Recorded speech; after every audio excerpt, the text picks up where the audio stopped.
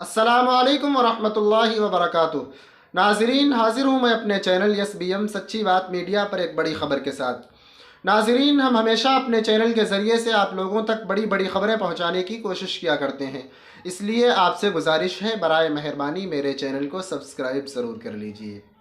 ناظرین، آپ سب کو پتہ ہے کہ شاہ رخ خان اور دیپکا پادکون کی مووی پٹھان جس کا نام ہے، وہ پردے پر ریلیز ہونے سے پہلے ہی بہت زیادہ سرخیوں میں تھی، بہت زیادہ ووادوں سے گھری ہوئی تھی، اور پورے ملک ہندوستان بھر میں اس کی خلاف ورزی کی جا رہی ہے، اس کی مخالفت کی جا رہی ہے، لوگ اس کے خلاف ویرودھ کر رہے ہیں، دھرنا پردرشن کر رہے ہیں پورے ہندوستان کے اندر، اور اس مخالفت کی چنگاری اتر پردیش تک آ پہنچی ہے۔